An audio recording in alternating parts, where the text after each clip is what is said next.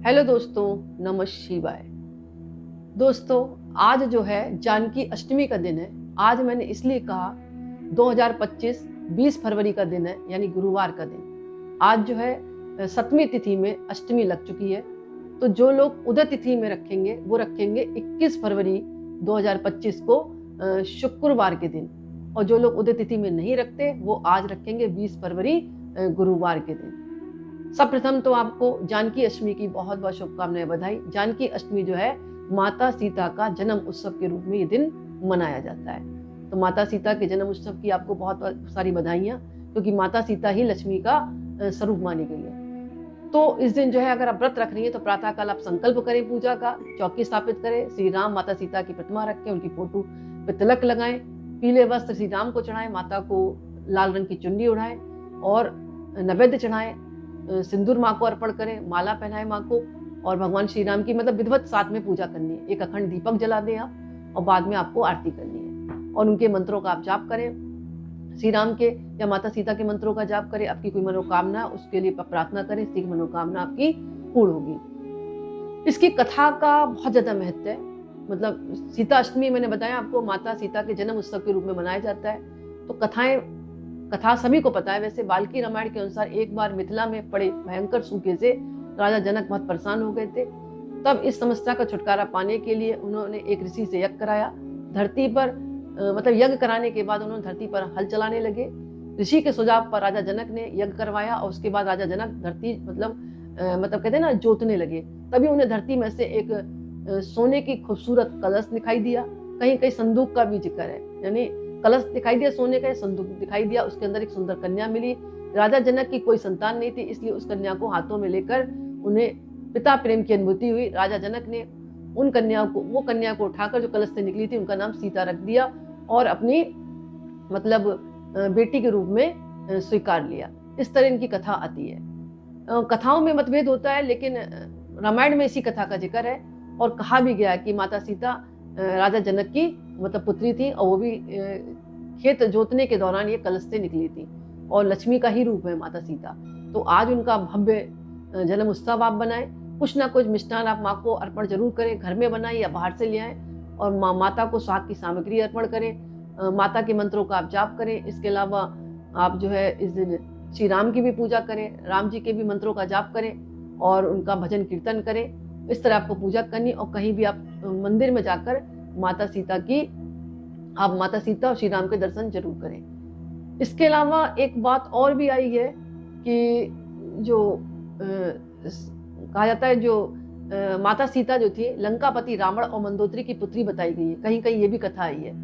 तो इस कथा के अनुसार बताया गया सीता जी वेदवती नाम की एक स्त्री का पूर्व जन्म थी। वेदवती विष्णु जी की परम भक्त थी और वह उनके पति के रूप में उनको पाना चाहती थी।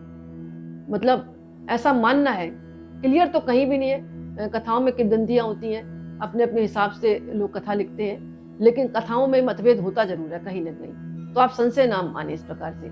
तो माता सीता लंकापति रावण और मंदोदरी की पुत्री बताई गई है। इस कथा के अनुसार कहा जाता है कि सीता जी वेदवती नाम की एक स्त्री का पूर्व जन्म थी। वेदवती भगवान विष्णु की परम भक्त थी। वह पति के रूप में पाना चाहती थी, इसलिए भगवान विष्णु को प्रसन्न करने के लिए वेदवती जो स्त्री थी उन्होंने बहुत कठोर तपस्या की थी। कहा जाता है कि एक दिन रावण वहां से निकल रहा था जहाँ वेदवती तपस्या कर रही थी, और वेदवती की सुंदरता को देखकर रावण उस पर मोहित हो गए। रावण ने वेदवती को अपने साथ चलने के लिए कहा, लेकिन वेदवती ने उनके साथ जाने से इनकार कर दिया। वेदवती ने मना करने पर रावण को क्रोध आया और उसने वेदवती के साथ दुर्व्यवहार करना चाहा। रावण के स्पर्श करते ही वेदवती ने खुद को भस्म कर लिया और रावण को श्राप दे दिया कि वह रावण की पुत्री के रूप में जन्म लेंगी और उसकी मृत्यु का कारण बनेंगी। कुछ समय बाद मंदोदरी की एक छोटी सी कन्या ने जन्म लिया, लेकिन वेदवती के श्राप से भयभीत रावण ने जन्म लेते ही उस कन्या को सागर में फेंक दिया, जिसके बाद सागर की देवी वरुणी ने उस कन्या को धरती की देवी पृथ्वी को सौंप दिया। पृथ्वी ने उस कन्या को राजा जनक और माता सुनैना को सौंप दिया था, जब वो मतलब खोद रहे थे ना उस दौरान। जिसके बाद राजा जनक ने सीता का पालन किया, पोषण किया और उनका विवाह श्री राम के साथ किया, क्योंकि उनकी इच्छा भी थी, आपको पता है, इच्छा थी शादी करने की वेदवती की भगवान विष्णु से। और फिर वनवास के दौरान रावण ने सीता का अपहरण किया, जिसके कारण श्री राम ने रावण का वध किया। इस तरह सीता जी रावण के वध का कारण बनी, क्योंकि श्राप पूरा लगा हुआ था उनको। जब रावण ने वेदवती पर गलत दृष्टि रखी थी, कथा में सुना आपने, उन्होंने अपने आप को भस्म कर लिया और श्राप भी दे दिया कि मैं तुम्हारी बेटी के रूप में जन्म लूंगी और वो बेटी ही तुम्हारे वध का कारण बनेगी। तो माता सीता एक तरह से उनकी बेटी के रूप में थी और वध का कारण भी बनी। इस दिन विशेषकर श्री रामचंद्राय नमः, श्री रामाय नमः, श्री सीताय नमः, श्री सीताय पते नमः, श्री ओम जानकी वल्लभाय नमः और श्री सीता रामाय नमः, इस तरह मंत्र का आप जाप करें। यानी फागुन कृष्ण पक्ष की अष्टमी बहुत खास है और कहीं कहीं महिलाएं जो है सीता नवमी के रूप में भी मतलब मनाती हैं। राम सीता की प्रतिमा को अच्छी तरह सजाएं, पीले फल है, पीली मिठाई, पीले फूल भगवान को अर्पण करें, माता सीता को लाल चुन्नी उड़ाए और हो सके तो राम सीता की संयुक्त प्रतिमाओं उनकी पूजा करें, बाद में आरती करें, लेकिन माता सीता के जन्म कथा जरूर पढ़ें जैसे कि मैंने आपको बताई। और दूध और गुड़ से मिलाकर आप व्यंजन बनाकर माँ को अर्पण करें और दूध से बनी मिठाइयाँ गुड़ मिलाकर आप गरीबों को भी इस दिन आप दान कर सकते हो, क्योंकि माता सीता का जन्म उत्सव है। खास बात पता आज के दिन क्या है? सीता जयंती पर राम सीता के पूजन से पति की लंबी आयु होती है। सीता अष्टमी व्रत रखने से सुहागिन महिलाओं को वैवाहिक जीवन में आ रही बाधाएं दूर होती हैं। अगर कोई खास मनोकामना पूर्ण नहीं हो रही है तो सीता अष्टमी के दिन रुद्राक्ष की माला से ओम जानकी रामाय नमः, ओम जानकी रामाय नमः या ओम जानकी रामाय नमः, ओम जानकी रामाय नमः, इस मंत्र का जाप करें। जानकी जयंती के दिन सीता राम जी का एक साथ पूजन करके माता सीता की मांग में 7 बार सिंदूर लगाएं और वह सिंदूर हर बार अपनी मांग में लगाएं। इससे वैवाहिक जीवन में खुशियां आएंगी।